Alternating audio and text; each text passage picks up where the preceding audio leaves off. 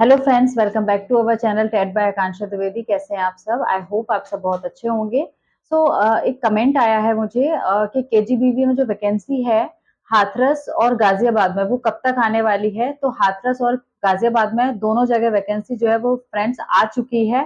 Form fill किए जा चुके हैं, काउंसलिंग भी हो चुकी है। जो आपकी गाजियाबाद की वैकेंसी है वो भी निकल चुकी है एंड हाथरस की वैकेंसी भी निकल चुकी है। 27 मई जो है वो लास्ट डेट थी। तो अब आने वाली वैकेंसीज के बारे में आपको करना क्या है, जिस भी डिस्ट्रिक्ट के से आप बिलोंग करते हैं या जो भी डिस्ट्रिक्ट आपके होम टाउन के पास पड़ती है, आप कर क्या सकते हैं कि आप जो भी फॉर एग्जांपल अगर आपको गाजियाबाद के लिए वैकेंसी चेक करनी है केजीबीवी में, तो आप गूगल पर जाकर केजीबीवी वैकेंसी गाजियाबाद चेक कर सकते हैं, या फिर आप ऑफिशियल वेबसाइट पर जाकर विजिट कर सकते हैं। ऑफिशियल वेबसाइट किसी भी डिस्ट्रिक्ट की होती है। फॉर एग्जाम्पल गाजियाबाद की जो ऑफिशियल वेबसाइट है वो है gaziabad.nic.in, hathras.nic.in। जब आप इस पर जाएंगे तो रिक्रूटमेंट वाले सेक्शन पर आपको देखने मिल जाएगा कि जो वैकेंसी है उसकी लास्ट डेट क्या थी, फॉर्म फिल किए जा चुके हैं। अगर आप किसी और जगह ट्राई करना चाहते हैं, अदर डिस्ट्रिक्ट में अगर आप अप्लाई करना चाहते हैं, तो आप इस तरह से वैकेंसी देख सकते हैं। इससे क्या होगा कि आपको वैकेंसी जब भी आएगी तो आपको पता चल जाएगी। अब यहाँ पर स्टूडेंट के मन में सबसे बड़ा जो क्वेश्चन है वो ये है कि सीटेट जुलाई या अगस्त में होगा या नहीं। तो अगर सीटेट जुलाई या अगस्त में होना होता तो मई के लास्ट में उसका नोटिफिकेशन आ गया होता, बट आपको पता है कि मई का लास्ट अब चल रहा है, 2 और 3 डेज ही बचे हैं मई खत्म होने में, बट आपका जो नोटिफिकेशन है वो अभी तक नहीं आया है।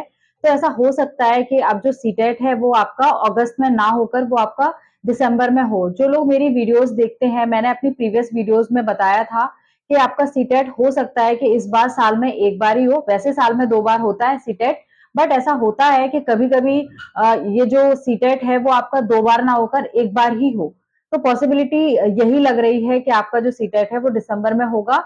एंड इसमें जो लोग अभी डीएलएड कर रहे हैं, जिनका डीएलएड अभी तक कंप्लीट नहीं हुआ है, ये उनके लिए बेनिफिशियल है, क्योंकि उनको 6 to 7 मंथ्स मिल जाएंगे अपनी स्टडी के लिए। वो एक एक पॉइंट तैयार कर सकते हैं, हर सब्जेक्ट को डिटेल में पढ़ सकते हैं।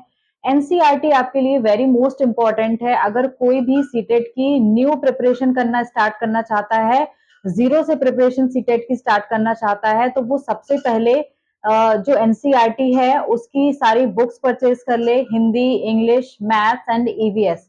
उसके बाद उन बुक्स को आपको डिटेल में पढ़ना है, छोटे छोटे क्वेश्चन आपको तैयार करने हैं। ऐसा नहीं है कि सिर्फ बड़े ही क्वेश्चन सीटेट में पूछे जाते हैं।